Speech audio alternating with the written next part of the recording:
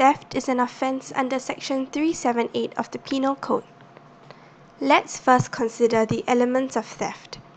There must be an intention to dishonestly take any movable property out of the possession of any person without the person's consent, and thus move that property in order to take it. To take something dishonestly is to cause wrongful gain to one person or wrongful loss to another. For a property to be considered movable, it must not be attached to the earth. Trees, for example, are not movable property. A property is considered moved under various circumstances. For example, where there is an act of severance which also moves the property.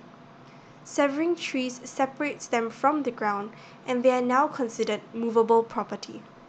Alternatively, removing an obstacle which prevented a thing from moving, or separating it from any other thing, would also be considered as moving the property. In addition, one would be considered as moving property if he causes an animal to move and anything that moves as a result of the animal's motion. The property which is being taken must have been in the possession of another person.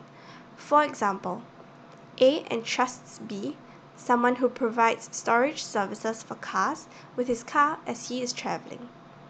If B sells the car to C, her act would not be considered theft, as the car was not in A's possession. However, she may be guilty for other offences, such as criminal breach of trust. Consent may be expressed or implied.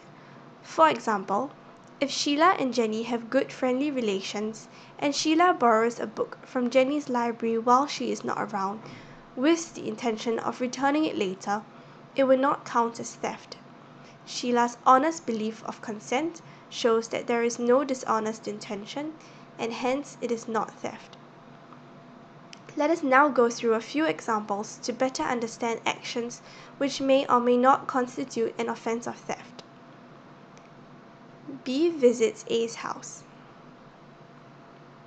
In A's absence, B spots a jewel on A's mantelpiece. Here, the jewel is in A's possession. B dishonestly removes it. She does not have A's consent, and thus it is theft. J finds a ring lying on the high road, not in the possession of any person. By taking the ring, J does not commit theft, though she may be guilty of criminal misappropriation of property.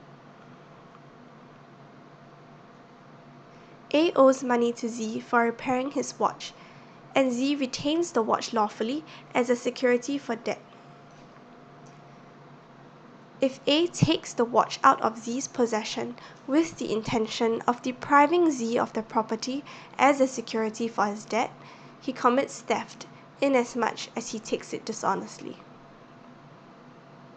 This is a project brought to you by AUP Law Corporation. Don't forget to give this video a like and subscribe to our channel for more of such videos. If you've enjoyed this video, don't forget to share it with your friends. If you're interested in any other topics, do leave a comment below.